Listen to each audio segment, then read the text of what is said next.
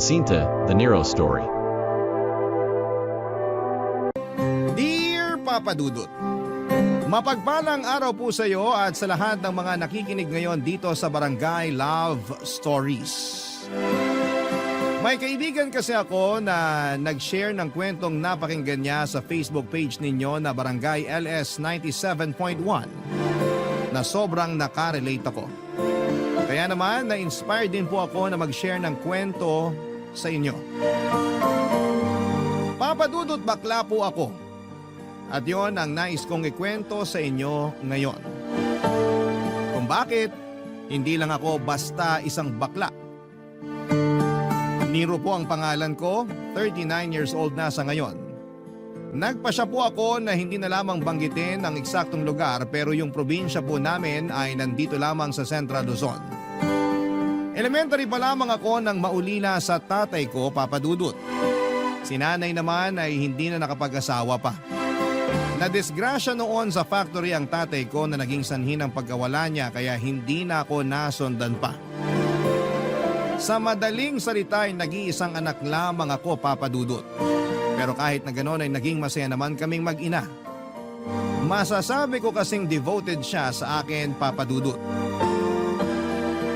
Kaso nga lang, may konting kirot pa rin sa puso ko kapag nakikita ko siya noong nagbebenta ng kakanin mula umaga hanggang gabi.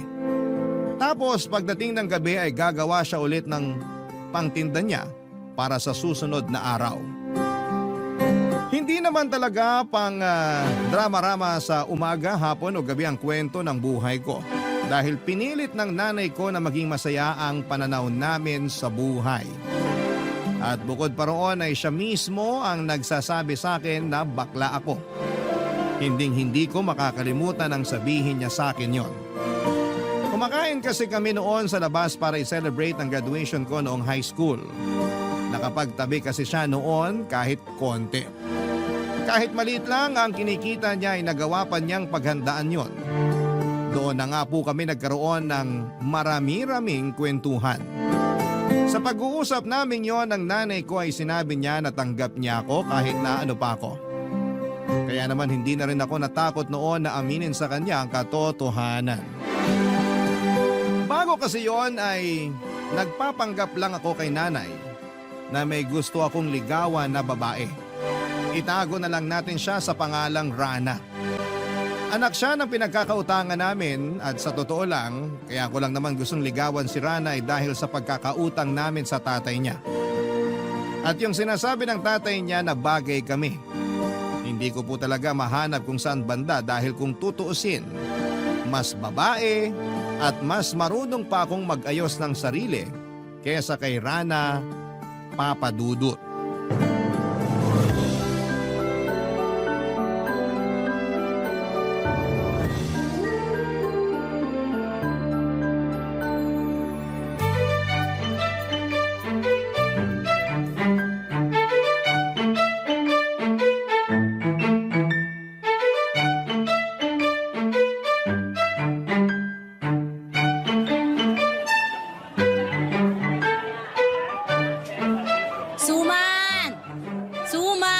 Kagagawa lang. Bili na kayo. Ma, gusto mo ako na lang taga-sigaw mo? Bakit? Handa ka na bang lumadlad sa pagiging Becky mo? Sino naman may sabi na magboboses bakla ako? Ikaw talaga.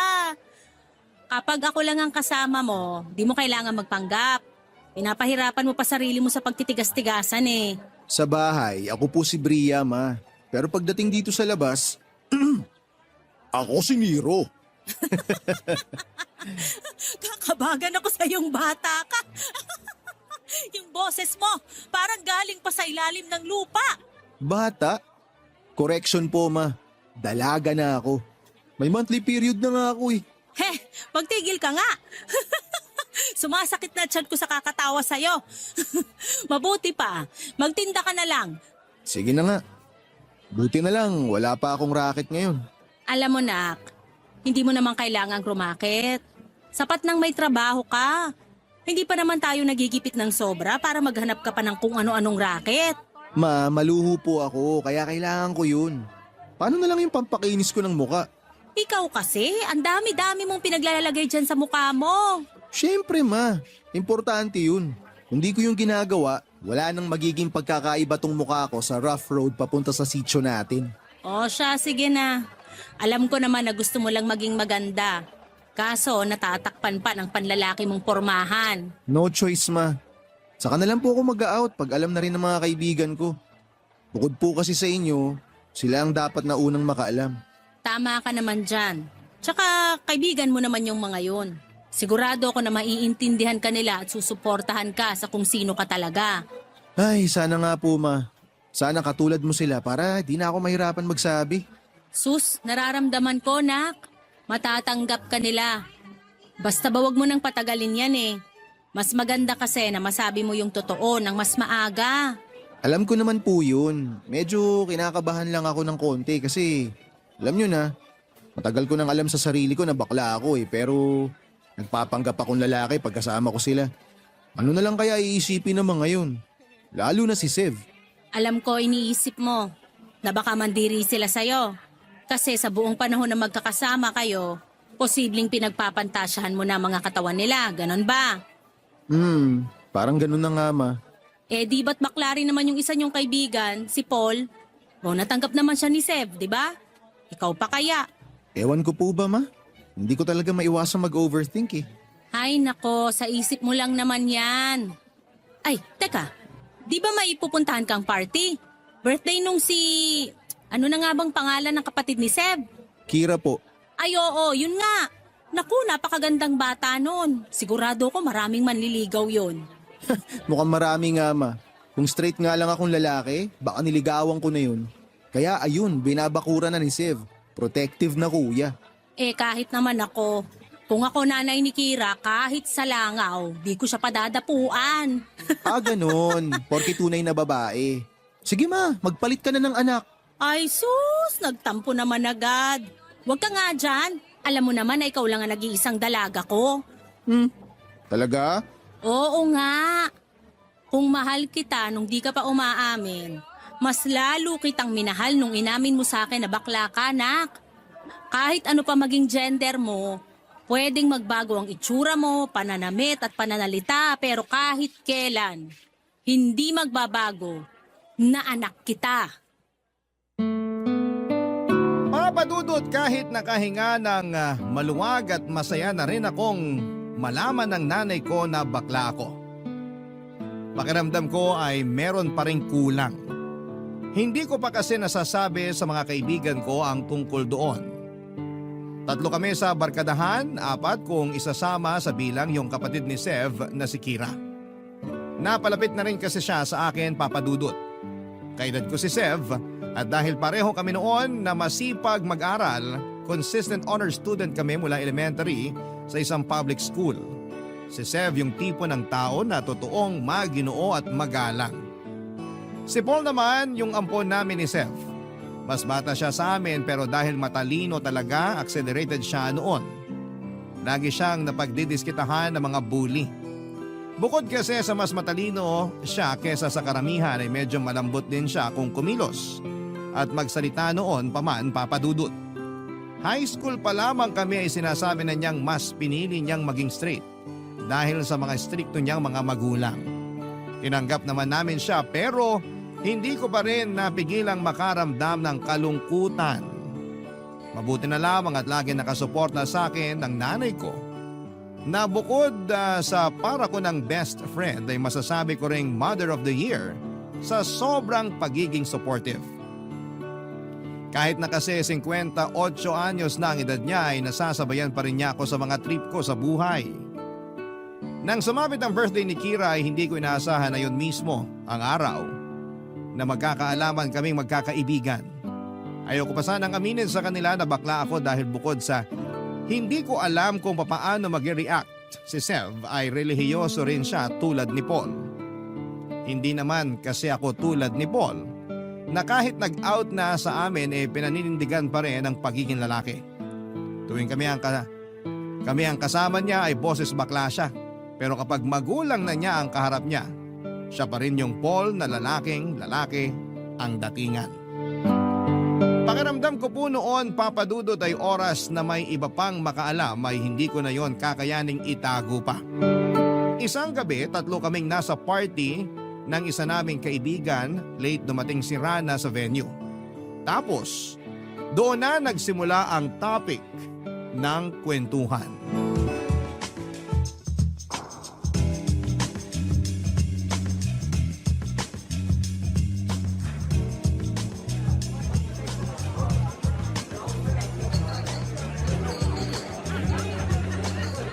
Uy, Nero. Si Rana oh. Mukhang kadarating lang.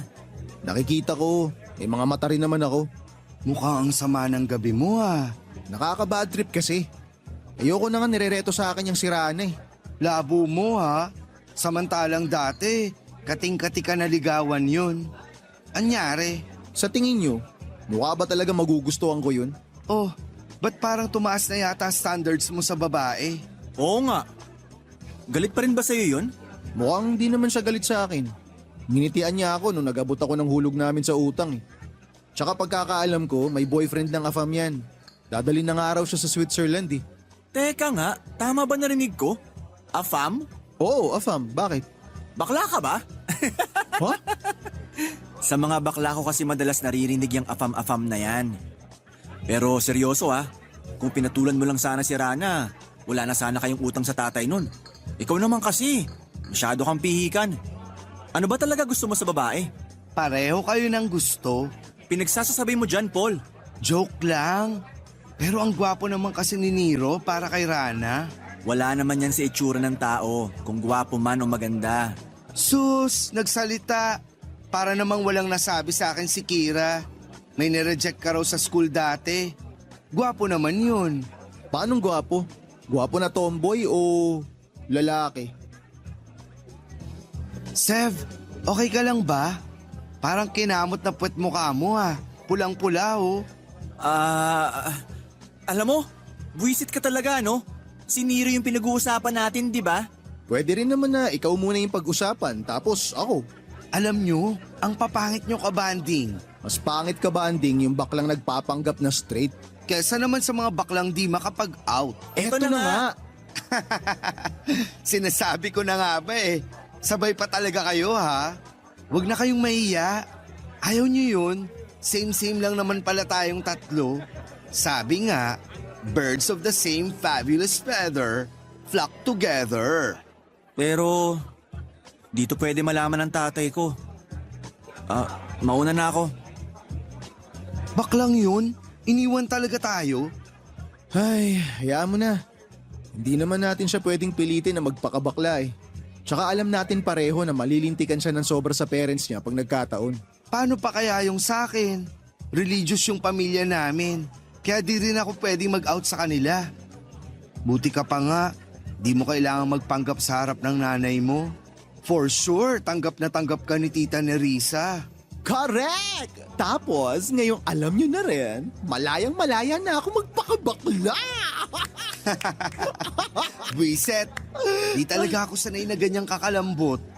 Parang kanina lang, lalaking-lalaki ka pa. Tapos ngayon, pak! Magdalena! Yak! Magdalena? Apakaluma ng reference ha? Ano palang itatawag ko sa'yo? Well, gusto ko pa rin naman yung Nero. Pero pag gusto ko magpaka-girl, you can call me Bria. As in, B-R-I-A, Bria. Baklang to? Kilig na kilig sa pangalan? Hindi naman no. Sobrang saya ko lang. Pero, mas masaya sana kung tayong tatlo yung mag-out. No? Ba't bigla ka naman naubod dyan? Wala. Nangatilang lalamunan ko. Nga pala, di na rin ako magtatagal dito ha. Uuwi na rin ako maya-maya. Ay, sabay na tayo.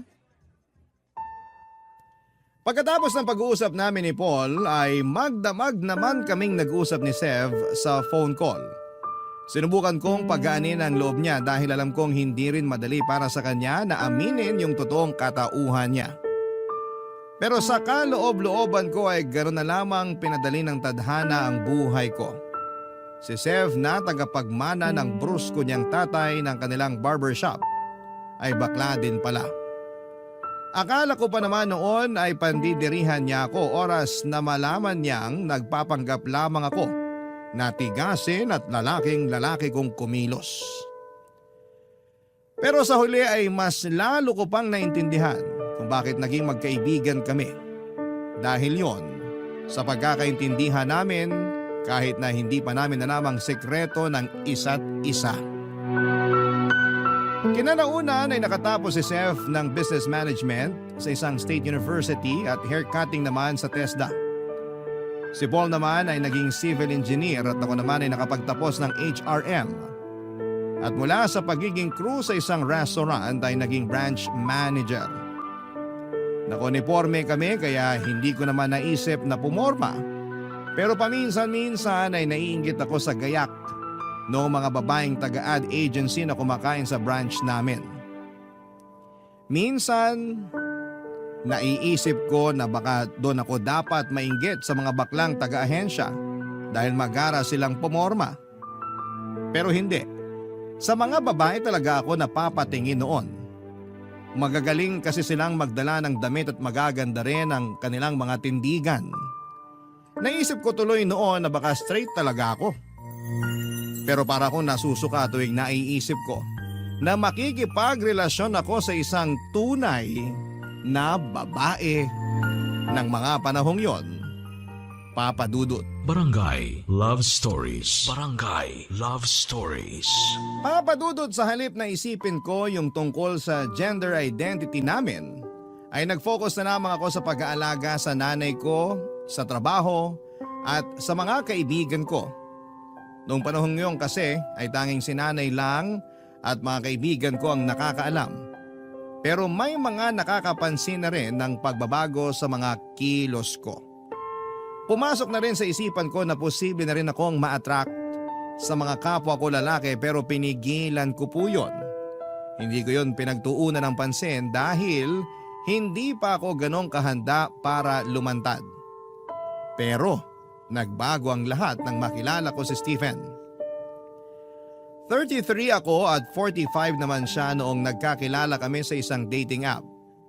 Madalas na kasi akong tumatambay sa dating app na yon mula noong umamin ako sa nanay ko, Papa Dudut.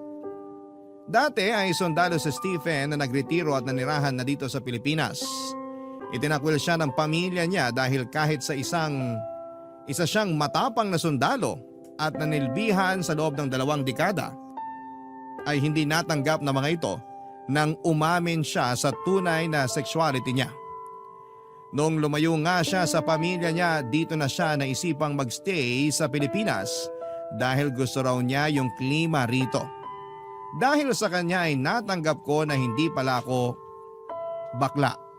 Itinanim ko sa isipan ko noon na isa akong babae, Papa Dudut.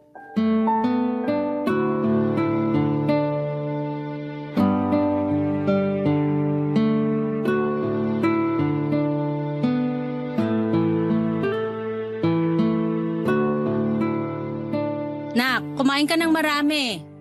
Parang nangangayayat ka na. Ma, ayoko pong tumaba. Sus, di ka naman tataba agad sa 1 cup rice na kakainin mo ngayon? Ma, di nga po ako tataba sa 1 cup of rice na sinasabi nyo. Pero araw-araw mo naman po yan sinasabi sa akin. Eh di tataba rin ako. Ay teka, maiba ako. Di ba't nagkita na kayo kahapon nung boyfriend mong kano? Opo, ma. Di ka man lang ba magkukwento? Baka naman magkaapo na lang ako bigla.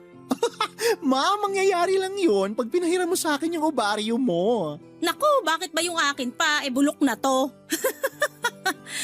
Ay, wag mong ibahin yung usapan. Anong nangyari sa date nyo? Okay naman po, ma. Yung totoo nga, sobrang saya ko. As in. Halata nga. Kulang na nga lang maghugis puso yung mata mo eh. Pero gusto ko pa rin na mag-ingat ka ha. Huwag agad-agad ibibigay yung buong tiwala. Lalo na kahapon pa lang kayo nagkita. Ma, alam mo, huwag kang mag-alala kasi sobrang gentleman niya. Siya lang nagparamdam sa akin na hindi ako bakla. Ganun, yung para akong tunay na babae. Anak, sigurado ka na ba talaga dyan sa boyfriend mo na yan? Baka naman sa una lang sweet sa'yo yung Stephen na yon, tapos sa susunod abusuhin ka na. Hala, ma, nakakaloka ka. Mas mukha pa nga akong mang-aabuso kaysa sa kanya eh. Ilang taon na nga uli siya? 45. May anak na ba yon? Wala po, solo lang po siya sa buhay. Nakwento mo nga. Bakit naman kasi ganun yung pamilya niya? Porke nag-out na siya takwil agad? Ganun po talaga, ma. Di po lahat itanggap yung mga katulad ko. Kaya nga po ang swerte-swerte ko kasi ikaw ang naging nanay ko. Ay sus! Napakadrama naman talaga ng dalaga ko. Hay nako, man naman eh. Arte mo, anak. O siya, kwento ka pa. Pagkatapos nyo mag-shopping, saan ka dinala ni Stephen? Kumain kami. Kumain lang pero halos mapunit na yung labi mo kakangiti.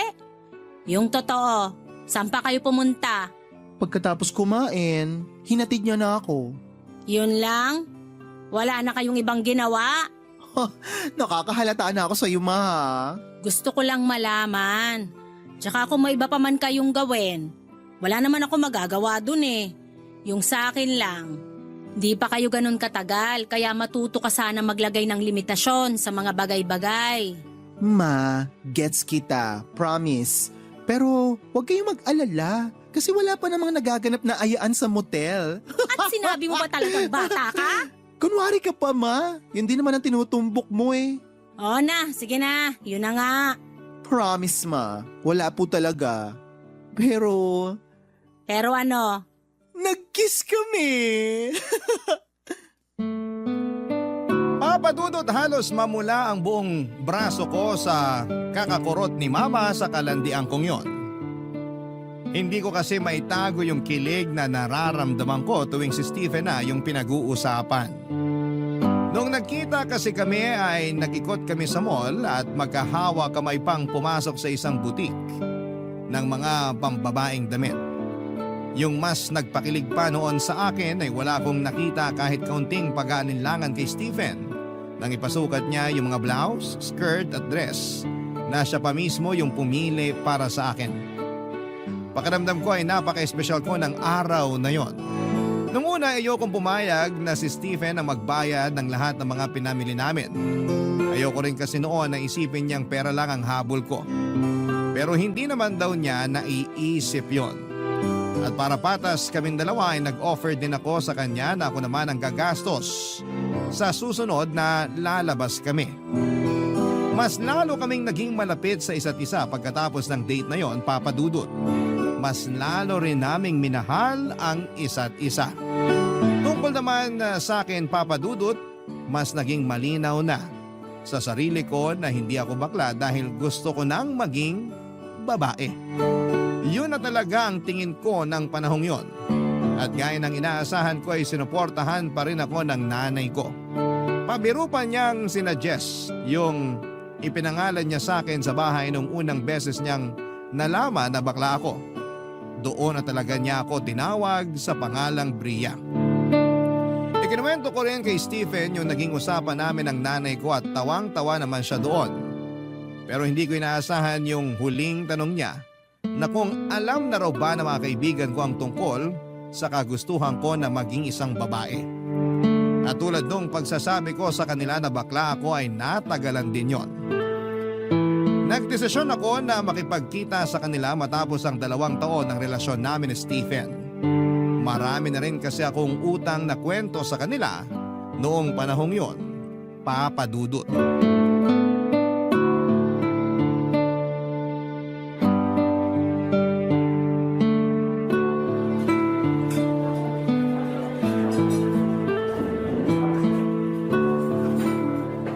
Hoy mga bakla, kumusta? Tagal natin di nagkita. Oo nga. Ikaw ha, ang laki na ng pinagbago mo. Mukha ka ng babae. Hay, anong mukhang babae? Babae talaga ako, no? Effort na effort nga ako sa pagme-makeup ko, oh. Halata nga.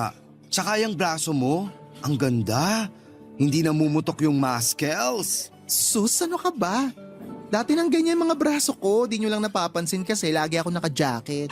Lagi bang naka-jacket? Parang itong si Sev. Uy, ba't ang tahimik mo dyan? Pwede bang hinaan yung mga boses nyo? La, inaano ka ng boses namin, bakla? Oo nga. Tayo-tayo lang naman magkausap dito. Baka kasi may makarinig na kakilala ng parents ko tapos sabihin, mga bakla kasama ko. O bakit? True naman ah. Tsaka di lang kami no. Ikaw rin. Shh, ano ba? Huwag sabi maingay eh. Sus, takot na takot. Sige nga. Pagmasdan mo nga yung mga tao dito sa restaurant kung mukha ba silang may pakialam sa atin. Oo nga naman. Busy rin lahat sa pagkakwentuhan, no? Kaya huwag ka ng KJ dyan. Sumali ka na lang sa usapan para mawala sa isip mo yung parents mo. No ka ba? Ngayon na lang kaya tayo nagkita-kita. Ay, sige na nga. Pero di ako magboboses bakla ah. Kayo na lang. Fine, sinabi mo eh. So, Nero, Bria, nagkita na nga kayo ng sugar duty mo? Oo. Nung first meet namin, nagkita kami sa restaurant. At box, hindi lang siya basta kainan ha. Pang mayaman. Sus, nakapagtataka pa ba yun? Yamanesa naman yung ginawa mo. Pagkakataon mo na yan para makaahon sa kahirapan, bakla. Sira. Wala akong balak na perahan yun, no? Totoong gusto ko siya at mahal ko siya. We, kahit malaki agwat ng edad nyo? Bakit? Nagmamatter pa ba ang edad ngayon? Bakla. Basta mahal nyo ang isa't isa, go for gold. Kaya ganun kami ng baby ko. Baby? Umayos ka nga. Tanda-tanda na nun tapos tatawagin mong baby. Alam mo kasi, Sev, lumabas ka na sa closet mo. Para hindi ka nagkakaganyan. Tinan mo oh, ang bitter-bitter mo. Di ako bitter no. Di ko lang talaga magets kung bakit sa matanda mo pa naisipan makipagjowa. Pwede naman sa kaedad mo lang. Dami kayang gwapo dyan sa tabi-tabi. Hay nako, kung gwapo lang ang hanap mo, marami talaga dyan sa paligid. Pero yung lalaki na magmamahal ng totoo sa katulad ko at kaya kong irespeto, nabibilang lang yun sa daliri.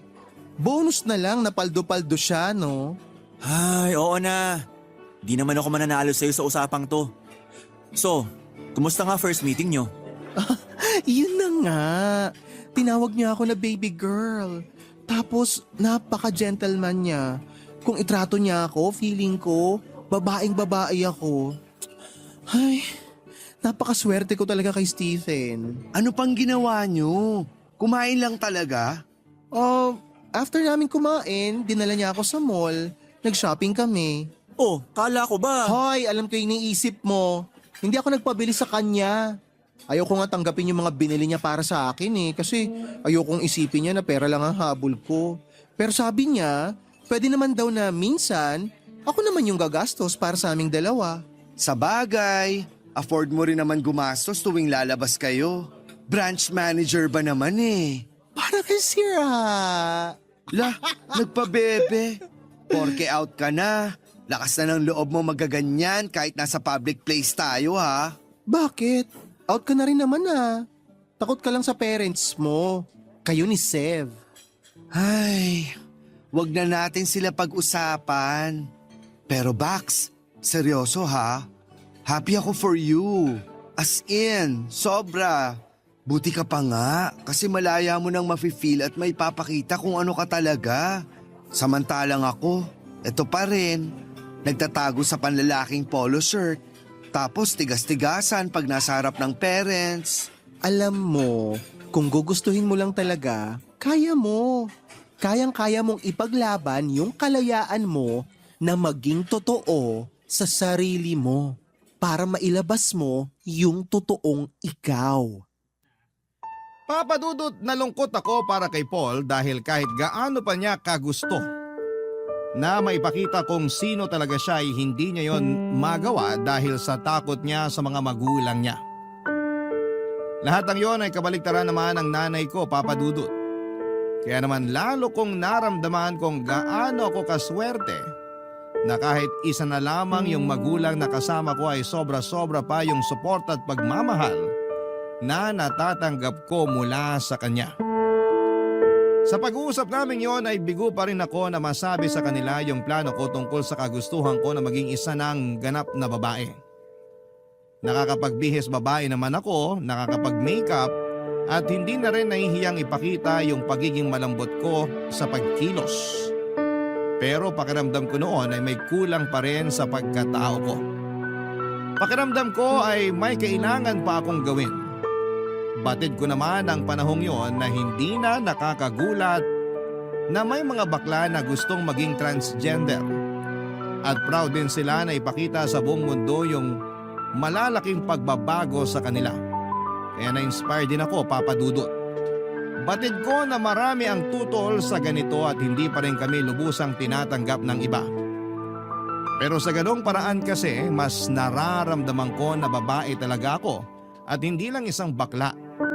Doon ako mas nagiging masaya. Hindi ko naman nakalain na susuportahan din ni Stephen ang kagustuhan ko na maging transgender. Akala ko kasi hindi niya yon magugustuhan, pero sa ginawa kong pagpapakatotoo sa kanya ay mas lalo pa niya akong minahal. Barangay Love Stories. Barangay Love Stories. Papadudot na nga ako sa akin noon si Stephen na siya magpapagawa ng dibdib ko. Natuwa naman ako at hindi na yon tinanggihan pa. Pero nang maalala ko ulit yung mga kaibigan ko na sina Paul at Sev na wala pang alam sa plano kong yon, ay nagkaroon na naman ako ng alinlangan na sabihin agad sa kanila yon. Ang kaso, mas mahirap naman kung magugulat na lamang sila sa makikita nila. Sakaling makipagkita ulit ako sa kanilang dalawa. Siguro iniisip ng iba kung bakit gano'n na lamang kahalaga para sa akin yung magiging opinyon ng mga kaibigan ko. Pero gusto kong gawin yon. Gusto kong ipaalam sa kanila yung magiging pagbabago ko dahil isa sila sa mga pinanghuhugutan ko ng lakas ng loob. Para ko na kasi silang mga kapatid. Papadudot, nag-decide ako na makipagkitang muli sa kanila para makipag-usap. Pero sa pagkakataong yon ay hindi na kami kumain pa sa labas. Nagpahanda na lamang ako kay mama ng pagkain para doon na lamang kami sa bahay mag-usap-usap. Wala namang problema yon sa nanay ko dahil matagal na rin niyang kilala sina Paul at si Sev at parang anak na rin ang turing niya sa kanila. Excited ako na sabihin sa kanila na magkakadibdib na ako, Papa Dudut.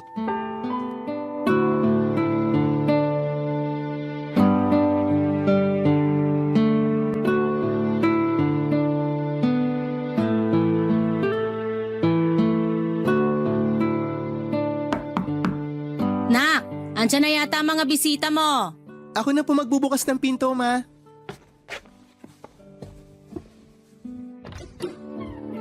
Uy, mga bakla! Pasok kayo! I miss Pasok you. na raw tayo, Sev. Aba, nandito pala si Mother Earth. Pabeso naman po. Sus! Napaka-sweet talaga ng mga ampon ko.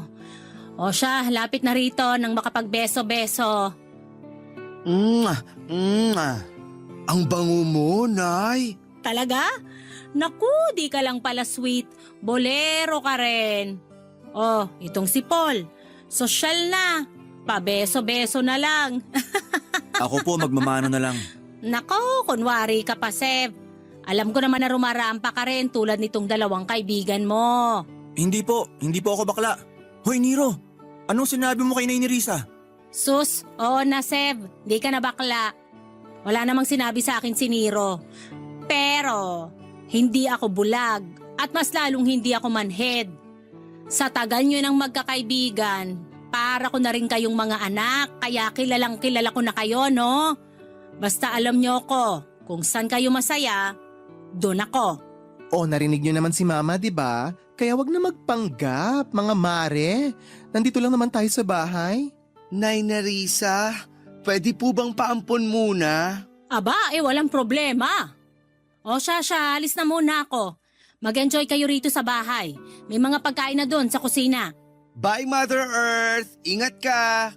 Salamat, Paul. Oh, nakaalis na si Mama. Upo na kayo dyan sa sofa para makapag-usap na tayo. Ano bang meron? Ikakasal ka na ba? Uy, Seb ha, di pa ako ready. Pero gusto ko yan. Kahit nagustuhin mo, wala namang same-sex marriage dito sa Pilipinas. Uy, bakla, wag kang bitter dyan. Daming bansa sa labas ng Pilipinas, no? Isa pa, Yamanesa naman si Papa Stephen, itong si Nero / Bria. So ano nga yung pag-uusapan? Ano kasi, di ba parang mga kapatid ko na rin kayo? Mga bakla tayo, remember? Kayo lang.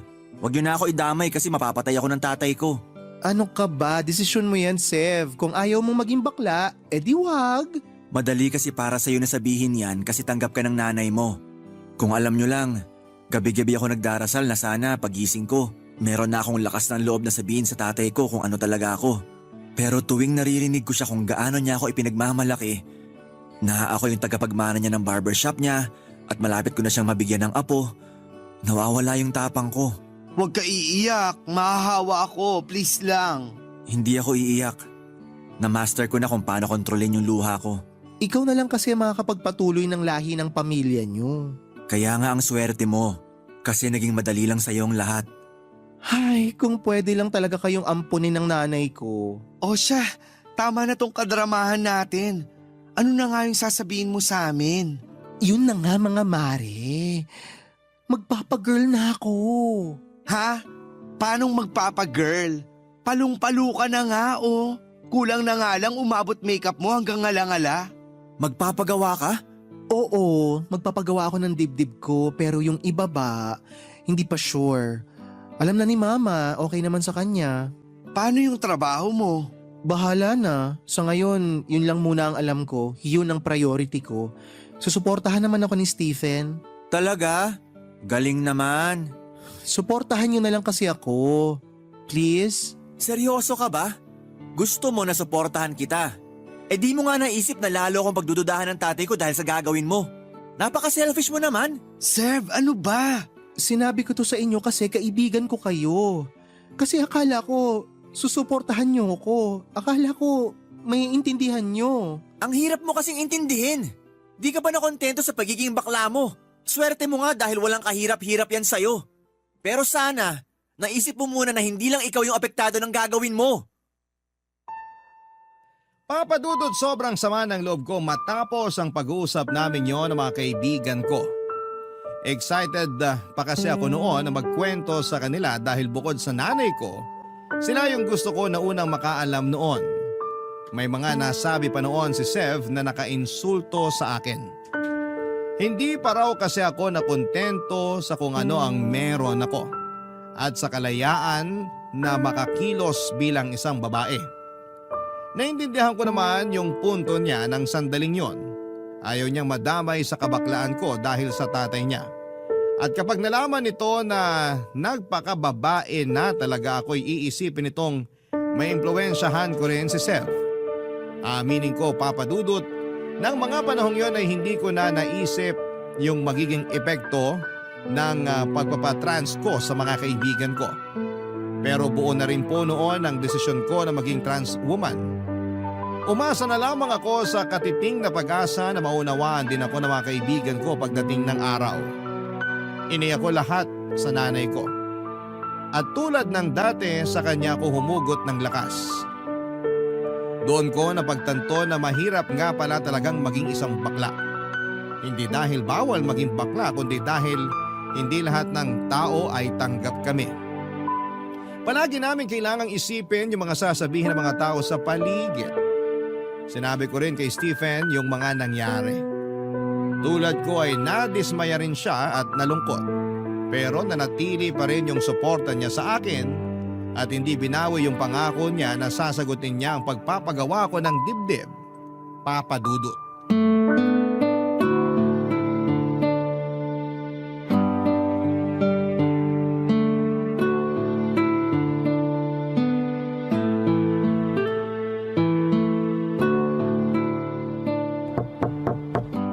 Nak, Po, pwede ba akong pumasok? Usap tayo, nak. sige po ma. Bakit nagmumukmuk ka na rito? Masama lang po ang pakiramdam ko. Masama pakiramdam mo?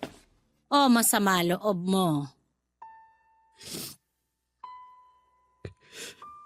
Hindi na po ako kinakausap ni Paul at Sev. Nung huling usap naman namin, okay pa si Paul sa akin eh. Pero ngayon, hindi na rin niya ako sinasagot. Ay. O teka, upo muna ako dito sa kama mo. Pag-usapan natin yan, Nak. Nasaktan lang po kasi ako sa sinabi sa akin ni Sev na hindi raw po ako makontento. Ganun na siya magsalita sa akin mula nung sabihin ko na may boyfriend na ako eh. Parang hindi siya masaya para sa akin. Nung sinabi ko na ipapakilala ko sa kanila si Stephen, sabi niya dapat daw sa malayo. Ha? Bakit naman sa malayo? Tinanong ko rin po yan sa kanya. Sabi ko, jowa ko naman si Stephen eh. Tapos yun na nga po. Baka raw po makarating sa tatay niya yung tungkol dun. Best friend ko kasi siya kaya malamang daw iisipin din ng tatay niya na bakla siya. Kung ganon, pinagdududahan ka na pala ng tatay niya dati pa? Paano na ngayon na out ka na talaga? Malalaman at malalaman din naman yun ng tatay niya. Sinabi niya raw po na confused lang ako, na nagkukunwari lang ako na bakla. Ay, mukhang mahirap nga rin yung sitwasyon ng kaibigan mong yon. Maniintindihan ko naman po yung point niya. Pero paano naman po ako? Paano naman po yung gusto ko? Nak, di natin kontrolado yung nararamdaman nila. Kung di nila nagustuhan yung sinabi mo, karapatan nilang maramdaman yon. Ang tanging magagawa mo na lang ngayon para hindi na lumala pa yung di nyo pagkakaunawaan, ikaw na lang muna yung umunawa sa kanila. Ibig sabihin ba nun, Ma? Hindi ko na rin muna dapat ituloy yung pagiging babae ko? Ganun po ba? Nak, pagdating sa katawan mo, tanging ikaw lang yung makakapagdesisyon nun. Katawan mo yan eh. Kaming mga tao sa paligid mo, kaming mga mahal mo, kami lang yung magiging karamay mo. Alam mo, nung una, tutol din ako. Tutol po saan? Na magpakababae ka. Kasi ngayong bakla ka pa lang, yung wala pang napapalitan sa katawan mo, sobra na agad ang paghuhusga sa'yo ng ibang tao. Paano pa kung maging trans woman ka na?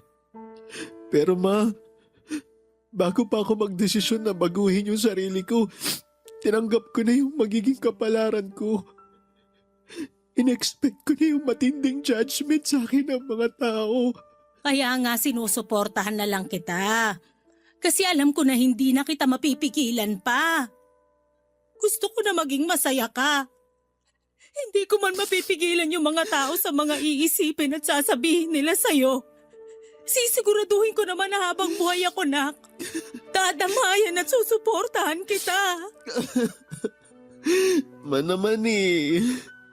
Lalo niyo akong pinaiiyak eh. Pero salamat po talaga, Ma.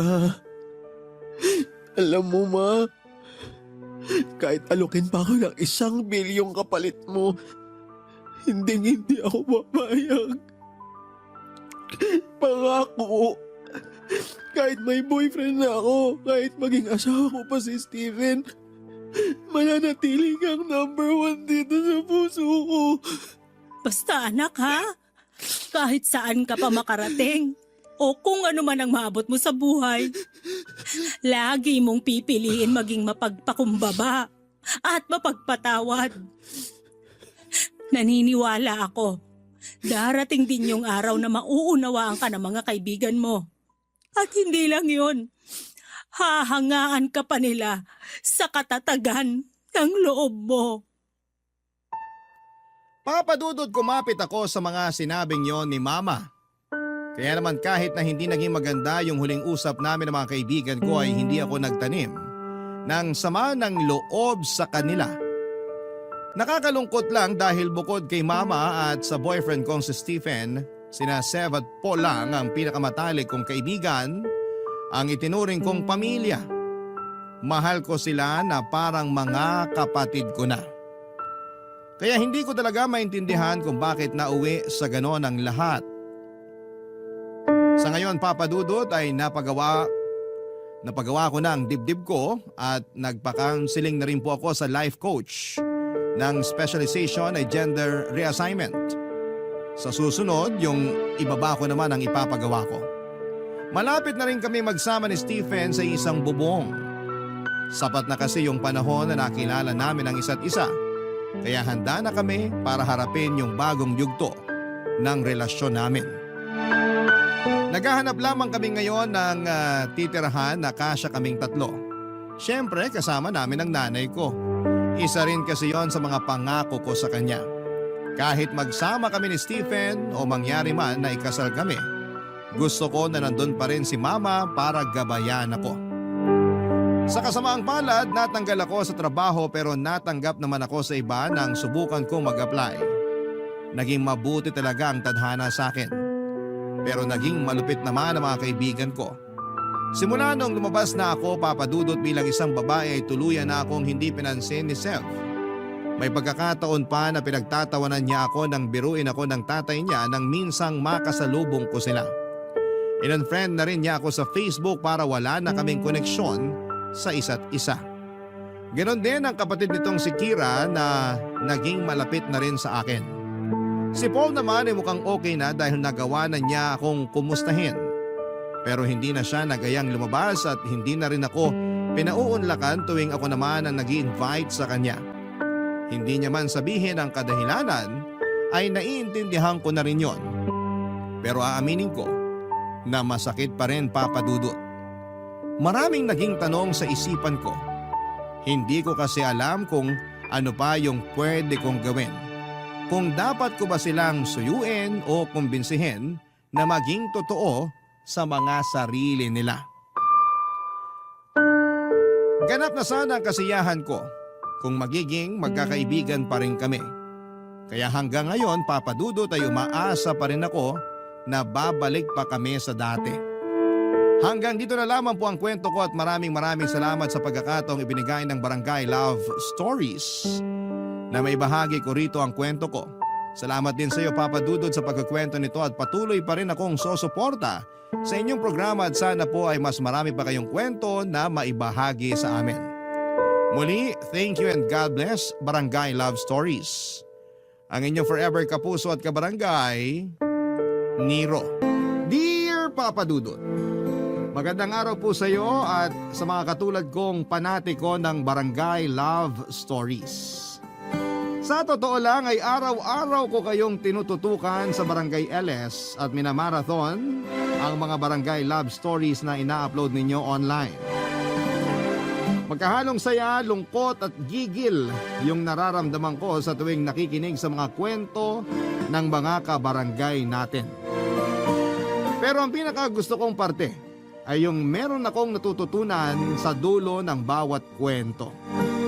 At yun ang dahilan kung bakit nag-decide akong sumulat sa programa ninyo para magbahagi ng aking karanasan.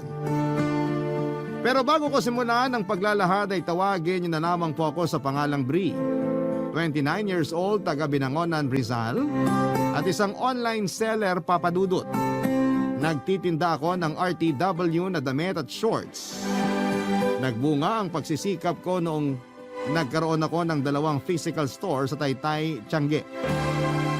Bukod doon ay meron din akong tindahan ng mga pasalubong tulad ng cornic, banana chips, at kung ano-ano pa sa Binangonan Market na inaangkat ko sa iba't ibang probinsya at binebenta ng bultuhan sa murang halaga. Kaya nga sa edad kong ito ay nakapagpundar na ako ng bahay at sasakyan. At bukod doon ay pinag-aaral ko rin ang mga kapatid ko na nasa Cebu. Gabi-gabi bago ako matulog ay lagi ako nagpapasalamat sa Diyos dahil tinulungan niya akong umasenso sa buhay upang maging instrumento para makatulong sa mga nangangailangan. Palibhasa, alam na alam ko yung pakiramdam ng walang-wala sa buhay lalo pat hindi ako pinanganak sa mayamang pamilya. Lumaki ako kasama ang lolo't lola ko at nagpapasalamat ako sa pagmamahal nila sa akin. Marami silang aral sa buhay na itinuro na masasabi kong dala-dala ko pa rin hanggang sa ngayon. Isa na nga doon ang pagpapatawad at kababaang loob. Sisimulan ko ang kwento ko noong pinagbubuntis ako ng nanay kong si Selena. Hindi ko makakalimutan kung paano yon kinuwento sa akin ni Lola. Sakto, malakas ang ulan sa labas at madilim ang langit. Yun din kasi ang parehong panahon na nalaman nilang buntis sa akin ang nanay ko, Papa Dudut.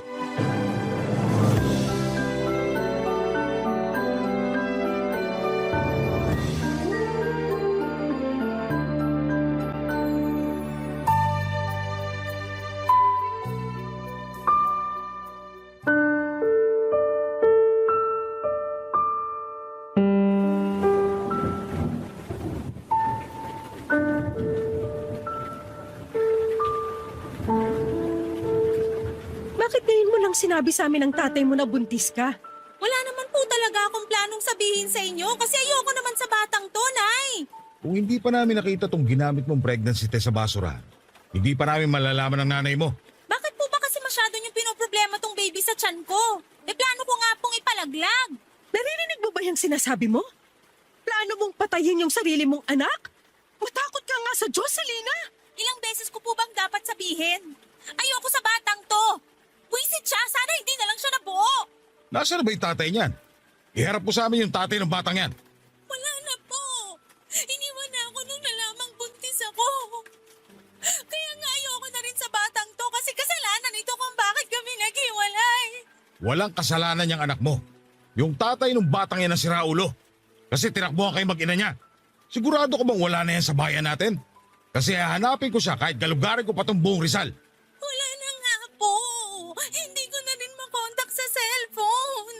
Eh walang hiya pala yung lalaki na yan eh. Anak naman! Pwede bang wag mo nang idama yung magiging apo namin? Wala siyang kasalanan! Anong gusto niyong gawin ko, Nay? Hayaan ko siyang mabuo sa tiyan ko, ganun ba? Oo, kasi malaking kasalanan sa Diyos ang pumatay! Tama ang nanay mo. Makinig ka sa kanya, Selena. Hindi niyo po ako naiintindihan. Hindi pa ako handang maging magulang. Sige nga po, paano ko palalakihin yung batang to? Eh ako lang mag-isa. Tapos nag-aaral pa ako. Kasama mo kami ng tatay mo. Tutulungan ka naming palakihin yung anak mo. Kung hindi kayo magpakatatay ng lalaki ng iwan sa inyo, aba, huwag na siya magpapakita rito sa lugar natin. Baka mahabol ko pa siya ng itak. Abner naman! Huwag mong pairalin yung galit mo. Masisisi mo ba ako? Anak natin yun na agrabyado. Selena, sigurado ko bang wala na yung pamilya rito? Kasi pwede natin sila ipabarangay, anak.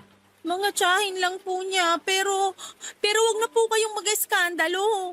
Ano na lang sasabihin ng ibang tao pag nalaman nilang nabuntis ako at iniwan? Sige nga. Uunahin mo pa bang isipin ang sasabihin ng ibang tao? Kesa mapanagot yung siraulong lalaking yon. Siya po yung may kasalanan sa akin, kaya wag na nating idama yung mga kamag-anak niya. Saka nakikitira lang siya sa mga tsahin niya, hindi rin maayos yung relasyon niya sa mga yon. Malamang baka nga masaya na yung mga yun na umalis na siya sa poder nila. Nak, ano bang nakain mo't pumatol ka sa ganyang lalaki? Oo nga. Wala kaming kaalam-alam ng nanay mo na may boyfriend ka na. Nasa tamang edad na naman po ako Nasa tamang edad ka na nga para mag-boyfriend, kaya dapat pangatawanan mo rin yung bunga ng pakikipagrelasyon mo. Nay naman ayaw ko nga po sa batang to. Huwag mong idama yung bata dahil wala siyang kasalanan. Saka matakot ka nga. Anak mo yan, Selena. Apo namin. Kaya huwag na huwag mo siyang gagawa ng masama.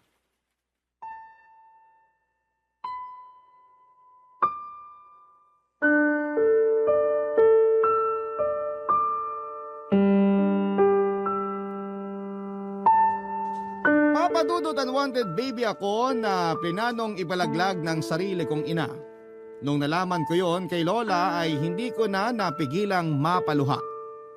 Kahit na sinabi ko sa sarili ko na handa na akong malaman ang dahilan kung bakit ayaw sa akin ng nanay ko ay masakit pa rin na ginusto niya akong mawala, Papadudot. Pero buti na lamang kasi at hindi natuloy dahil kina lolo at lola. Sa huli, nakumbinsi rin daw nila si nanay na huwag akong ipalaglag. Pinagpatuloy ng nanay ko ang pagbubuntis sa akin hanggang sa maipanganak ako sa isang pampublikong ospital sa Angono taong 1995. Umasa sina lolo at lola na magbabago ang tingin sa akin ng nanay ko. Yun bang magugustuhan niya ako sa oras na makita na niya ako.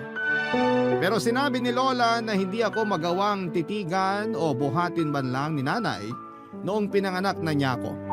Kamukha ko raw kasi ang tatay ko na nang iwan sa amin, kaya naman mas lalo lang siyang naggalit sa akin. Kaya sina lolo at lola na lamang ang nag-asikaso sa akin.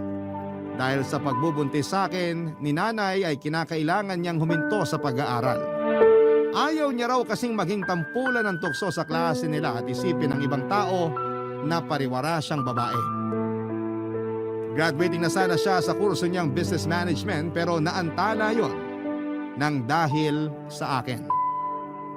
Kaya nga nung sumunod na taon ay nag-enroll ulit si nanay para tapusin ang kanyang pag-aaral, Papa Dudut.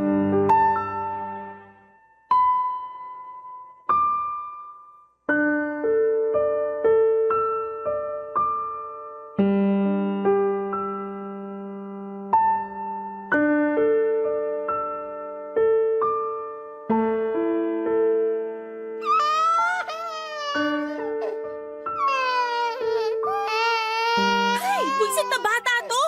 Pwede ba tumahimik ka muna? Kitang nagre-review ako eh. Ayaw mo talagang tumahimik ha? Ayaw mo talaga ha? Sige, halika. Dapat sa'yo tinatapon sa labas.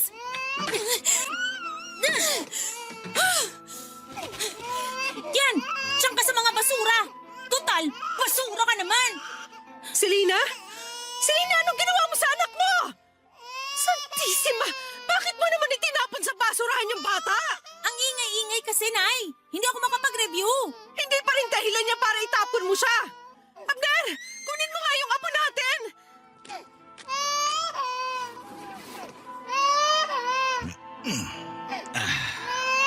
Tahan na, apo. Tahan na. Pumasok na tayo sa bahay. Doon tayo mag-usap. Sige na, Abner, mauna ka nang pumasok sa loob ng bahay. Ano bang pumasok sa kukote mo, babae ka? Baka nakakalimutan mong anak mo yung batang yan. Anak ko nga, pero di ko naman gusto. Kayo lang naman ni Tatay yung nagpumilit na buhayin ko yan at ipanganak eh. Kahit makaunti, wala ka talagang pagmamahal para sa anak mo. Wala po, Tay. Sira Aray ulo ko ka naman, palang Nay. babae Bakit ka niyo eh. po ako binatukan? Baka sakaling maalog yung utak mo at maisip mo na magbago yung tingin mo sa anak mo. Kahit anong gawin niyo sa akin, kahit na batukan niyo pa ako uli, iuntog sa pader at paluin, hindi na magbabago tingin ko sa batang yan. Hindi ka namin pinalaki ng nanay mo para maging masamang ina sa anak mo. Pero ayaw ko nga po sa batang yan. Kayo lang naman ni Nanay yung pilit ng pilit sa akin na gustuhin niyang maingay na yan eh. Dapat kasi di nyo na yan dinampot dun sa basurahan. Baka sakaling may magka-interes sa kanya ng mga basurero.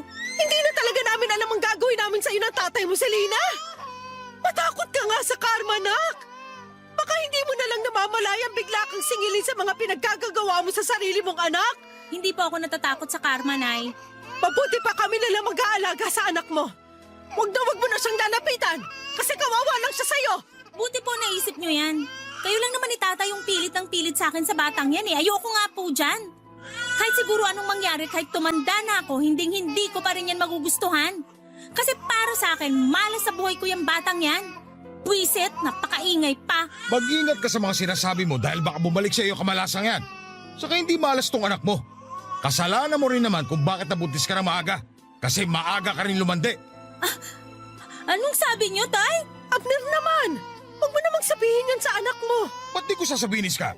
Namumuro na yung anak mo.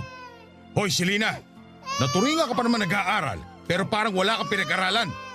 Simple pagrespeto nga sa amin ng nanay mo, nakakalimutan mo. Napakatikas ng ulo mo. Hindi ka marunong makinig kapag pinagsasabihan.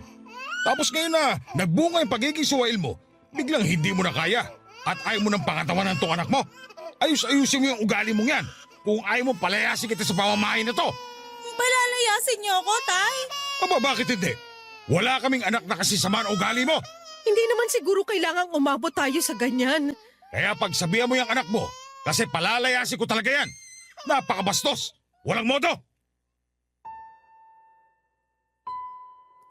Galit na galit daw si Lolo noon kay nanay ayon sa kwento sa akin ni Lola. Ewan daw ni na Lolo at Lola kung anong elemento ang sumapi sa nanay ko para ilabas ako ng bahay at ilapag kasama ng mga basura. Yun daw yung mga tipo ng pag-uugali o kilos na tipong nababasa lamang ni Lola sa mga kwento. Masyadong mainit ang tagpo ng eksenang yon ayon kay Lola. Hindi naman daw ako sinut ng nanay ko sa basurahan. Ipinatong niya lamang ako sa may basura na nasa gilid ng pinto sa labas ng bahay. Matapos magsabi si Lolo na palalayasin niya ang nanay ko ay kitang-kita nila yung takot sa mga mata ng nanay ko. Kaya naman simula noon ay hindi na niya ako pinagdiskitahan pa. Pero mas naging overprotective sa akin ang lolo at lola ko at hindi na rin nila pinapalapit sa akin si nanay. Kung ako ang magkakaanak ay hindi ko magagawa sa anak ko ang ginawa sa akin ng nanay ko. Kaya nga hanggang ngayon ay hindi pa rin ako makapaniwala kung paano niya naatim. Naitapon sa basurahan na para bang hindi niya kadugo at hindi nanggaling sa sinapupunan niya ng 9 na buwan. Buti na lamang to the rescue ulit sina lolo at lola. Kaya wala namang nangyaring masama sa akin noon. Iyak ako ng iyak nang ikwento sa akin ni Lola kung ano nga ba ang mga nangyari noon. Pero lagi rin niyang sinasabi na huwag magtatanim ng galit sa sarili kong ina dahil masama yon. Pagkalipas nga ng 1 taon ay nakagraduate na si nanay at sobrang saya ni na lolo at lola dahil sa wakas ay nagbunga na ang paghihirap nila sa pagpapaaral sa nanay ko.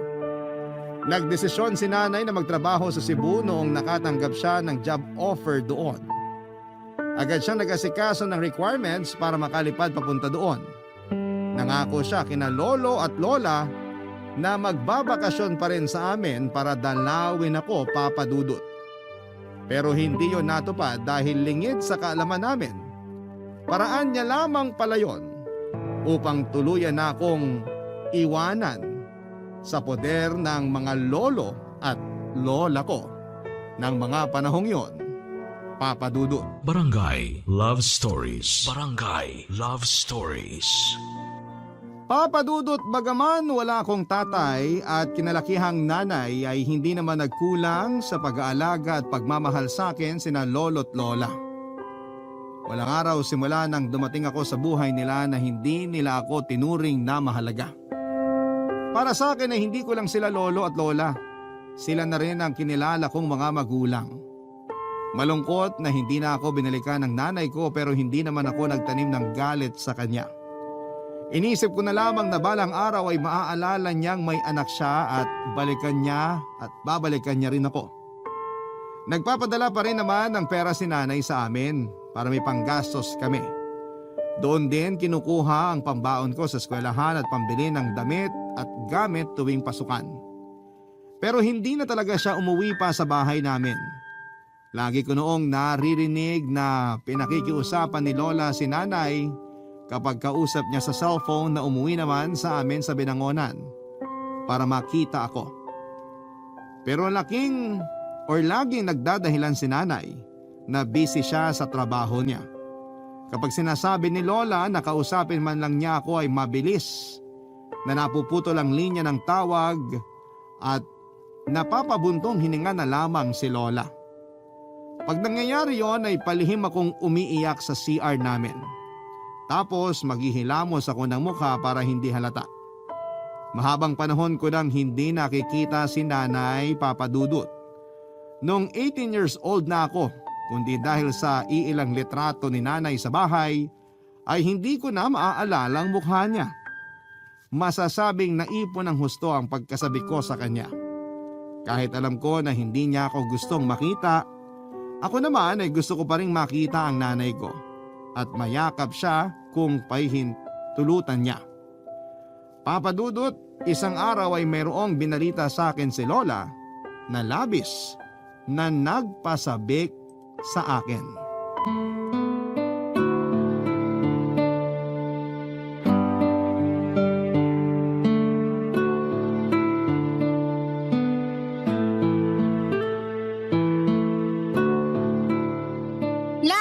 Sabi niyo sa akin ni Lolo may sorpresa kayo. Ano po yun? Nako, halatang halata na excited yung apo nating malaman yung sorpresa natin sa kanya, Iska. Oo nga eh. Hindi na makapaghintay na matapos tayong kumain. Sus, Ano naman po pinagkaiba ko? Sabihin nyo na ngayon at mamaya. Sasabihin nyo pa rin naman, Paul, ah. Plano sana naming hindi mo na sabihin agad kasi nga sorpresa. Kasi tong Lolo Abner mo, napakadaldal. Nalaman mo tuloy, Apo. Ako pa yung nasisi, excited lang naman yung tao. Ikaw talagang sisisihin ko, alangan naman yung kapitbahay. Sabi ko nga ako na may kasalanan.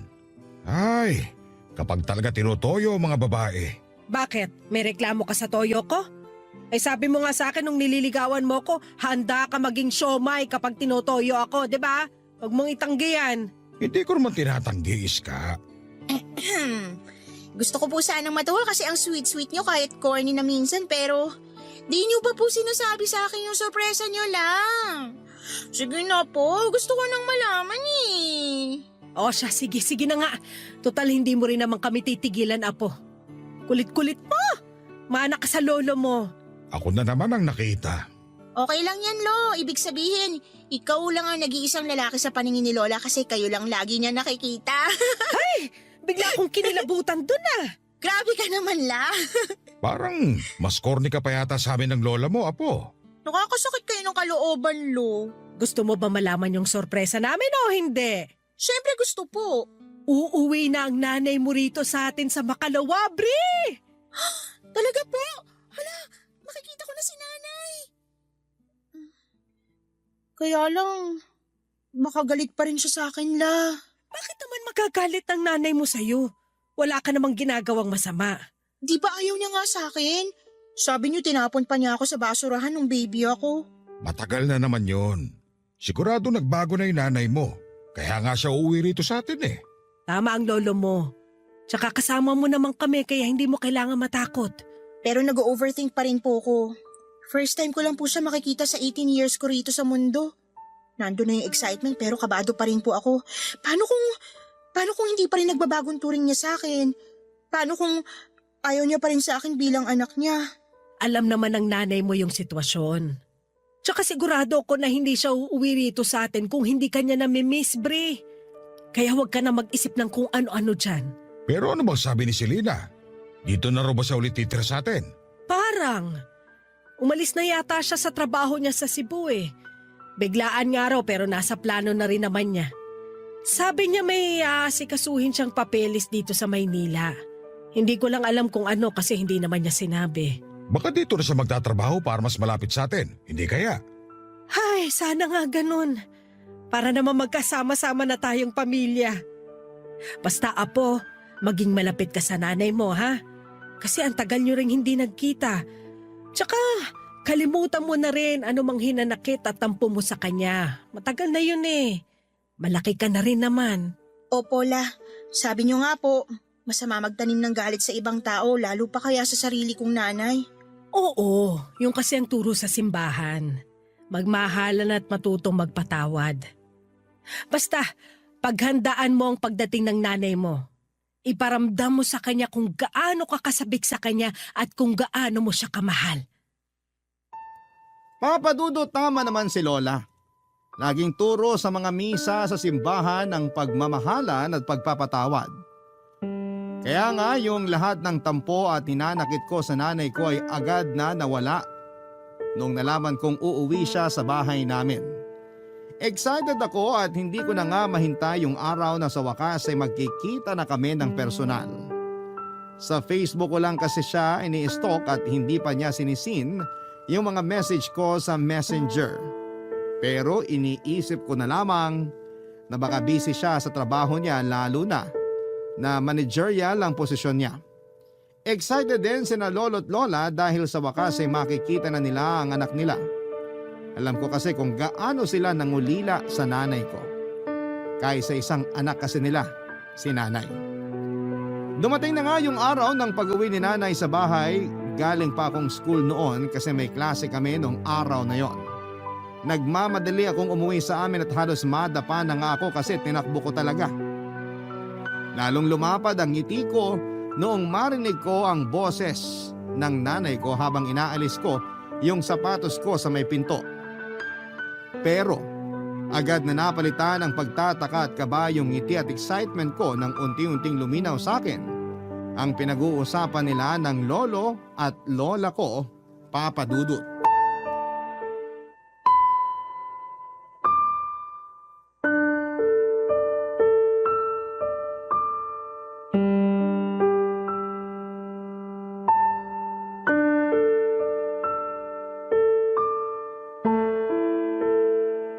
Uuwi ka lang pala rito para umalis din, nak. Akala ko pa naman dito ka na sa bahay uuwi. Sasamahan mo na kami ng anak mo. O inyo naman, Nay. Saka anong gagawin ko rito? Sige nga. Huwag kang ganyan magsalita sa nanay mo, Selena. Akala pa naman namin nagbago ka na, pero bastos ka pa rin. Di ko naman po binastos si Nanay. Sinabihan ko lang naman siyang OA. Ibig sabihin, overacting.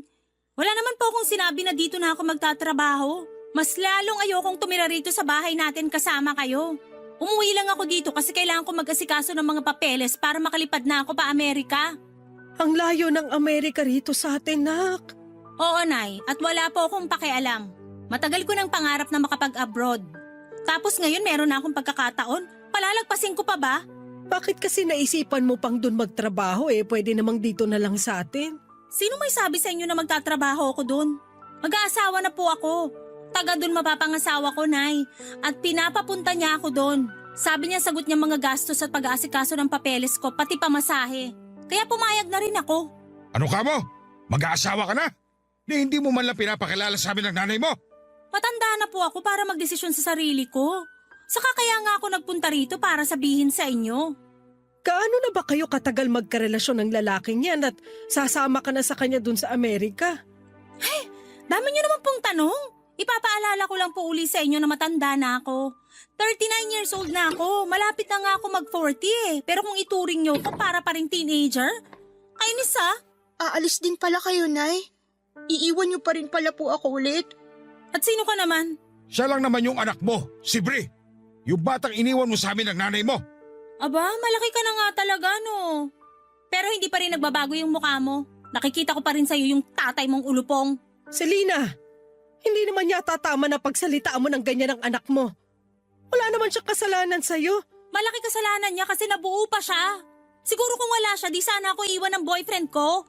Hanggang ngayon ba naman sinisisi mo pa rin si Bri sa kasalanan ng lalaking yon? Walang kasalanan ng anak mo. Sa damuhon na yun ka magalit. Akala ko pa naman, excited din kayo na makita ako, Nay. Pero mukhang nagkamali po ako. Bakit naman ako may excite na makita ka? Selena! Totoo naman sinabi ko, Nay. Hindi ako excited na makita yung babaeng yan kasi wala naman akong pakialam sa kanya. Buti nga binuhay ko pa rin siya at pinag-aral Sapat na yun. Huwag na siyang umasa na magpapakananay ako sa kanya. Kilabutan ka nga sa sinasabi mo, Selena. Ginigigil kasi ako ng babaeng yan halata namang noon pa lang hindi ko na siya gusto. At hindi na magbabago kahit na lumipas pa ang mahabang panahon. Kairita kayong lahat. Kita niyong pagod yung tao Makatulog nga muna. Papadudot, sobrang sakit palang marinig mula mismo kay nanay na hindi niya ako mahal. Para kong sinaksak ng libu-libong kutsilyo, kaya naiyak na lamang ako. Bukod doon ay umuwi lamang pala siya para iwanan kami ng tuluyan. Kaya imbes na masayang reunion ang nangyari, natahimik na lamang kami nina lolo't lola at walang nasabi. Alam din kasi nila na kapag may gusto si nanay, hinding-hindi nila ito mapipigilan. Kaya sa huli hinayaan na lamang nila ito. Nanatili ang nanay ko sa bahay namin ng 1 buwan habang nag-aasikaso ng mga papeles niya pa Amerika. Matagal na niya talagang nasimulan ang pag-aasikaso. Taon na rin yata. Pero hindi siya makapag-focus dahil may trabaho siya. Kaya noong nakapagpasya siya na gusto na niyang pumunta sa Amerika, ay nag-resign siya sa kumpanyang pinapasukan niya sa Cebu at umuwi sa amin pansamantala. Sa loob ng 1 buwan na yon, sinubukan ko makipaglapit ng loob sa nanay ko. Pero siya mismo ang umiiwas sa akin. Kung kausapin nga niya ako ay saglit lang at kung tratuhin niya ako ay para bang hindi niya ako anak. Siguro nga ay kinalimutan na niyang anak niya ako. Kaya naman nasaktan ako ng husto. May sa ilang beses din siyang kinausap ni Lola na makipagbanding naman sa akin pero ayaw ni nanay at madalas na nauuwi lang yon sa pagtatalo nilang mag-ina. Kaya ako na lang mismo ang umiiwas sa kanya, Papa Dudut. Nahihirapan lang ako dahil magkasama kami sa isang bubong. Tapos ganoon pa yung trato niya sa akin. Madalas ay busy siya sa cellphone at ka-video call yung fiancé niya.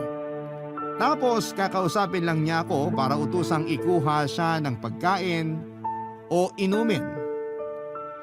Minsan ay para ipagtimpla siya ng kape o di naman kaya ay linisin ang mga kalat niya at labhan ang mga damit niya.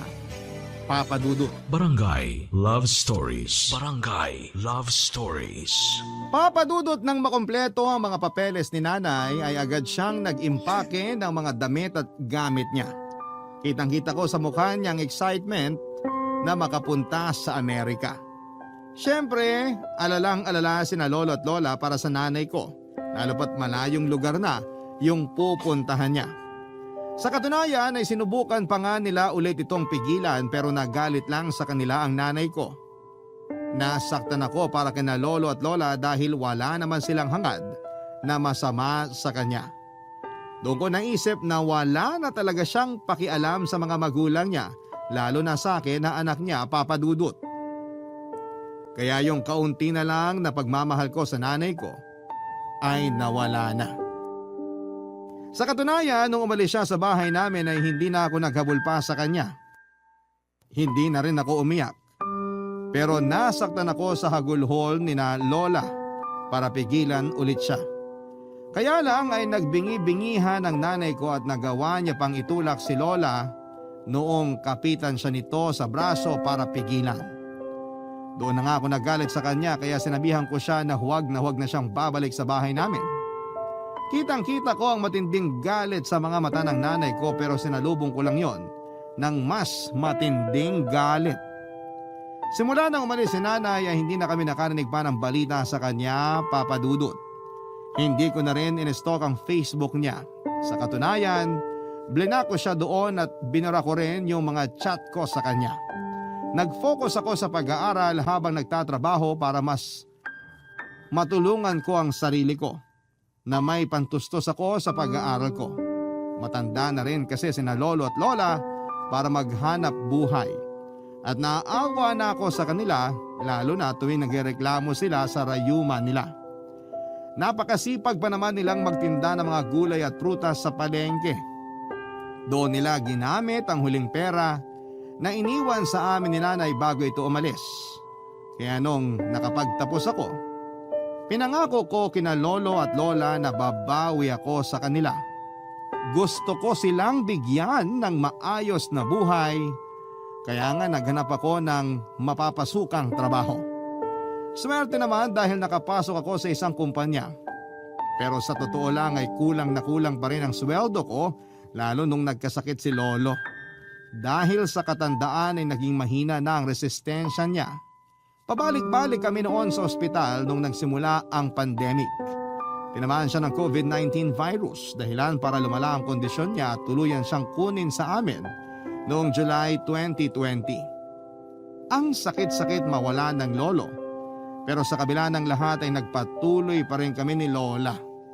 Pero noong 2022 ay muli kaming sinubok ng kapalaran ng ma-diagnose na may stage 2 ovarian cancer ang lola ko.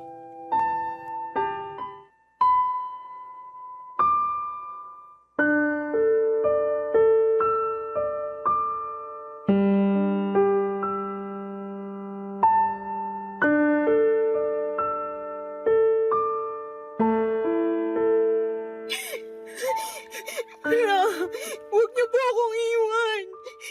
Hindi ko po kakayanin kung pati kayo mawawala sa akin. Matanda na ako, Apo. Hinang-hina na rin ako. Baka nga hindi na ako abuti ng umaga. Kaya hayaan mo na ako magbilin sa'yo. Ayoko magbilin kayo kasi parang nyo na rin sinabing mawawala na nga kayo sa akin agad. Hindi niyo po ba narinig ang sinabi ko? Hindi ko pa kaya. Kamamatay lang ni Lolo, halos magdadalawang taon pa lang na. Anong gusto mong gawin ko? Diyos na rin yung may gusto na magpahinga ko. Tignan mo, nagkasakit pa ako. Kaya nga ipapagamot ko kayo na. Pumayag na kasi kayo. Hindi na rin kakayanin ng katawan ko yung gamutan. Tsaka mahal ang pagpapagamot sa kanser, Apo. Malulubog ka lang sa utang. At ayoko mangyari sa'yo yun. Pero mahal ko po kayo at ayoko mawala kayo sa akin. Mahal din naman kita. Pero hayaan mo na akong magpahinga. Miss na miss ko na rin ang lolo mo at gusto ko na siyang makita. Para sa akin, sapat na yung halos 7 dekada ko rito sa mundo. Masaya na ako kasi naalagaan ka namin ng lolo mo at napalaki ng maayos. Lahat ng yun utang na loob ko sa inyo ni Lolola. Kung wala kayo, wala rin ako sa mundo. Hindi ko rin po makakaya ang lahat kung hindi niyo ako ginabayan at inalalayan. Para sa akin, di ko lang kayo lolo at lola. Magulang ko rin po kayo. Pero wag na wag mo pa rin kalilimutan na may totoo kang nanay, Apo. Ano po bang sinasabi niyo? Matagal na akong walang nanay. Meron. Kaya nga sana, mahanap mo sa puso mo yung pagpapatawad para sa kanya.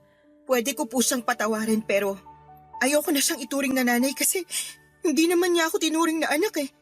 'Di ba? Paulit-ulit niyang sinabi na sana nawala na lang ako, na hindi niya ako gusto.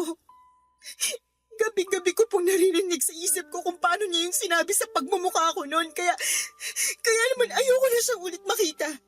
Pero paano kung nagbago na siya? Akala rin natin nagbago na siya nung nagtrabaho siya sa Cebu at iniwan niya ako sa inyo. Pero nagkamali tayo. Ngayon pa kaya na ang layo na ng narating niya. Kaya panigurado, hindi niya na tayo naaalala. Kaya di na po ako maasa na babalik siya la. Paano kung kailangan ka pala niya, Apo? Kailangan niya ang tulong mo. Bakit niya naman ako kakailanganin? Di na nga ako naiisip at hindi niya rin ako mahal. Hindi ko alam basta. Bilang magulang ramdam ko na meron siyang mabigat na pinagdaraanan. Nito kasing nagdaang gabi, lagi kong napapanaginipan si Selena.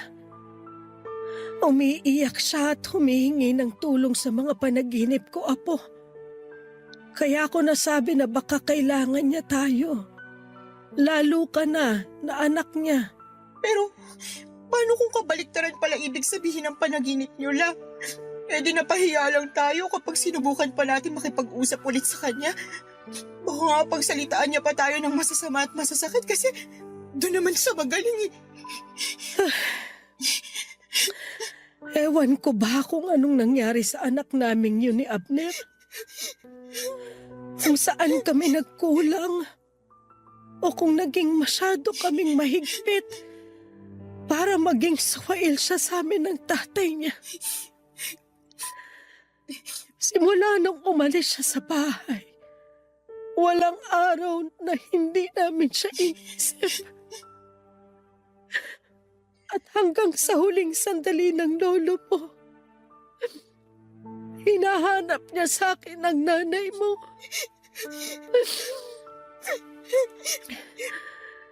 Kahit naman ako, kung pwede lang talaga, gustong-gusto ko na siyang makita. Ang dami kong tampo kay Selena. Dahil paano niya tayo natiis? Lalo ka na anak niya. Pero kahit kailan, hindi naman ako naghangad ng ikakasama niya. Sana, kung nasan man siya ngayon, nasa mabuting kalagayan siya. At kung loloobin ng Panginoon, sana magkita pa rin kayong mag-ina. Papadudot ilang beses kong pinilit si Lola na magpagamot pero siya na nga ang tumatanggi. Hindi na rin daw kasi kakayanin ng katawan niya kaya naman tinanggap na lamang niya ang kabalaran niya. Siyempre, nalungkot ako. Umiyak ako pero sinabi ng lola ko na kailangan kong maging matapang lalo't lahat ng tao ay hahantong din sa kamatayan. Oo nga pero nainis pa rin ako sa kanya noong mga panahong yon kasi hindi niya naiintindihan ang nararamdaman ko. Pag nawala siya sa akin, mag-isa na lamang ako. Pag namatay siya, wala na akong pamilya.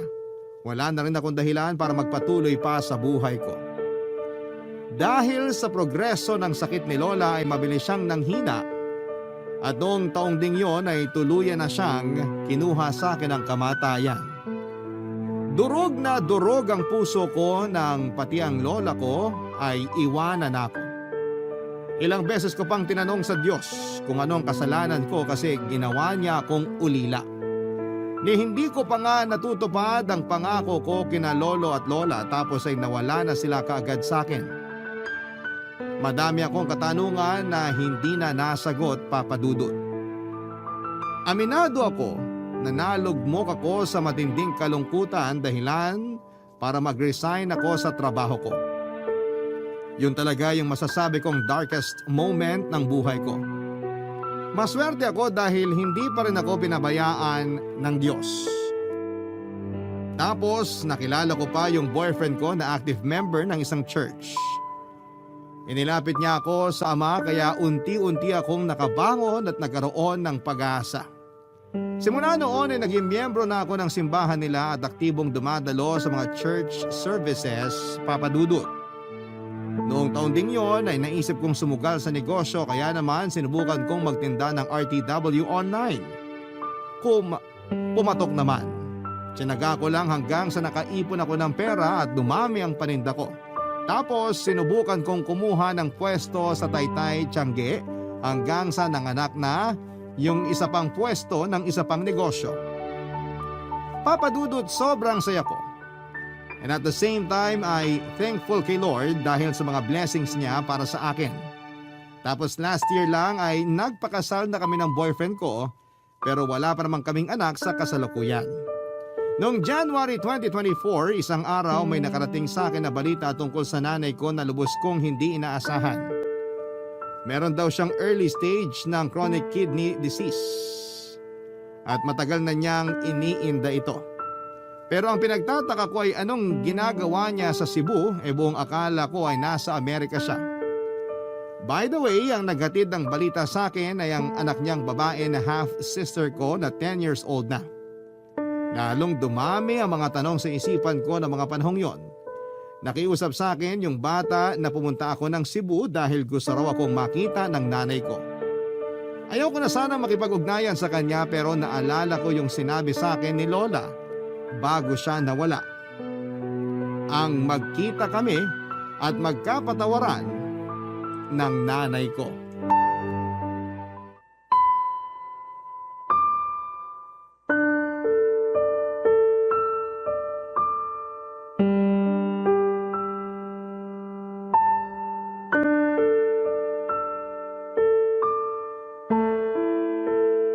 Nak, akala ko hindi ka na makukumbinsi ng kapatid mo na puntahan ako rito sa Cebu.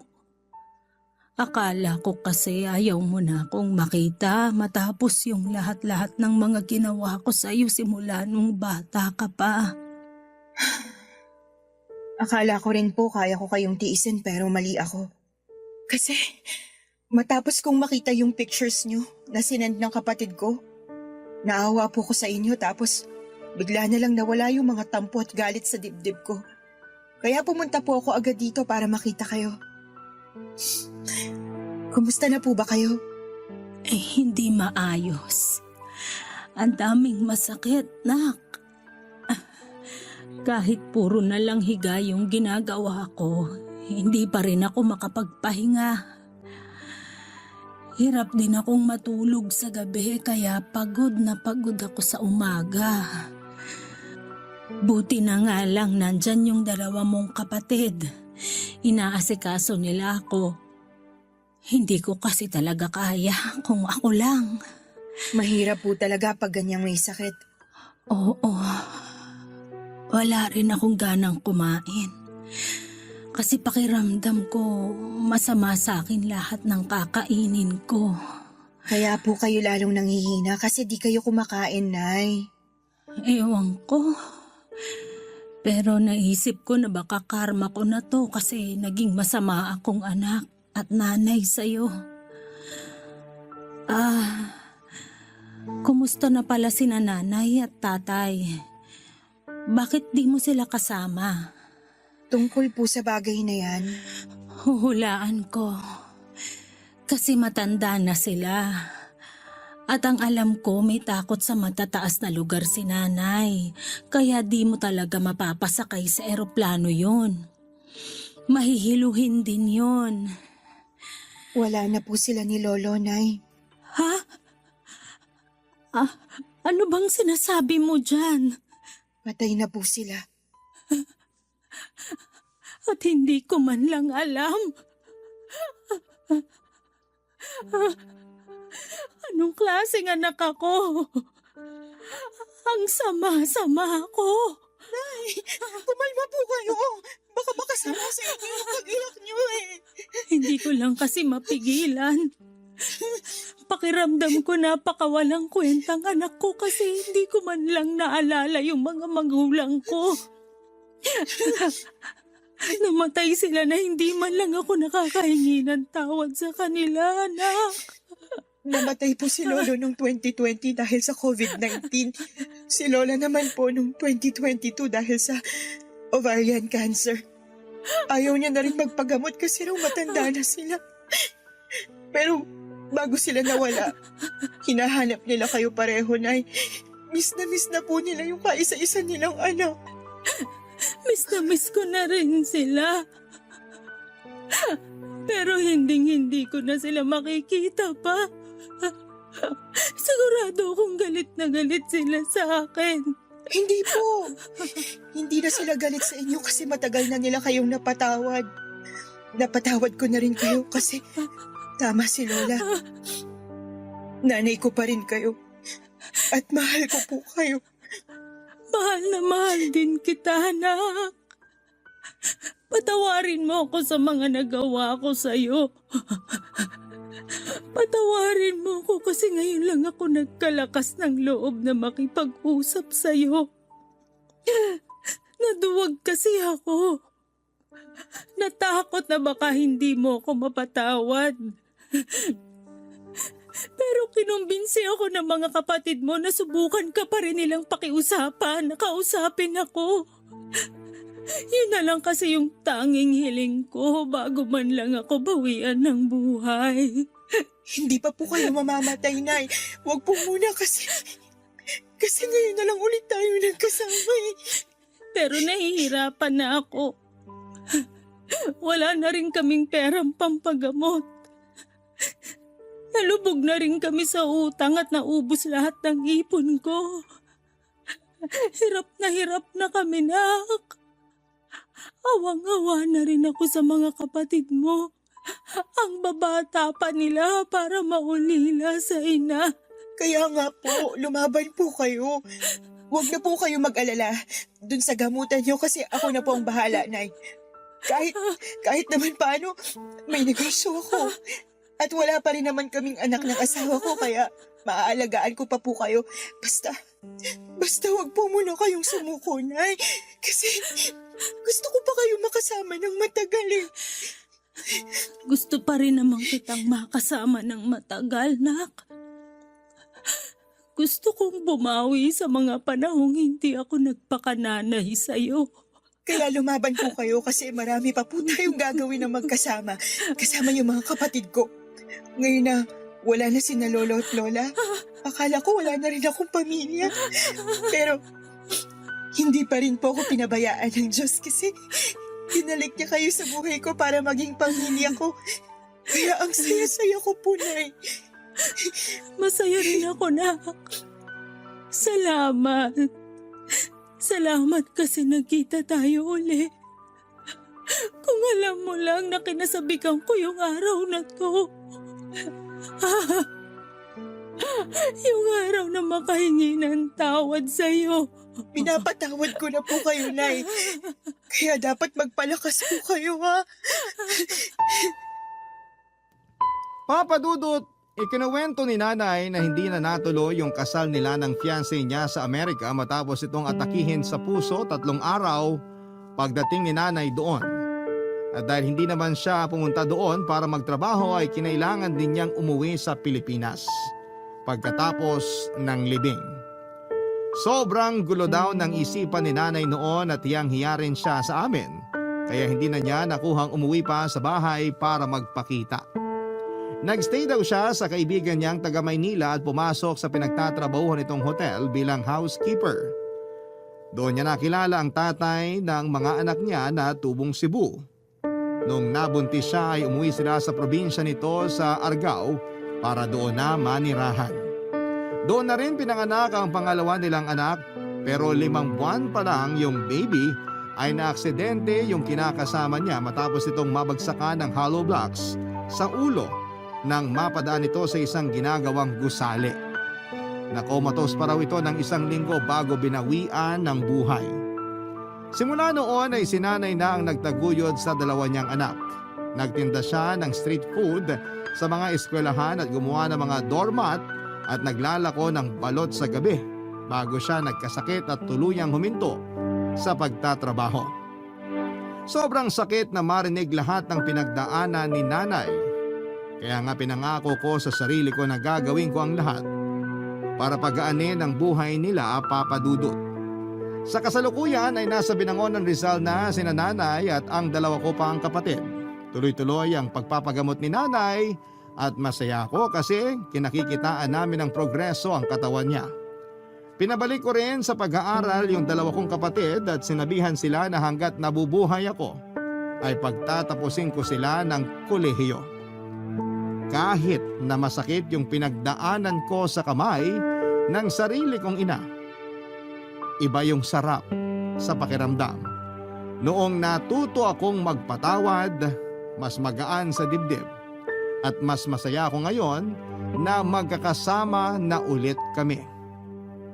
Hanggang dito na lamang po ang sulat ko at maraming salamat sakaling mapili po ninyong i-air ang kwento ng buhay ko. Sana po ay ginapulutan po ito ng aral at inspirasyon ng mga kabarangay natin. God bless and more power po sa Barangay LS 97.1 at sa Barangay Love Stories. Ang inyong forever, kapuso at kabarangay, Bree.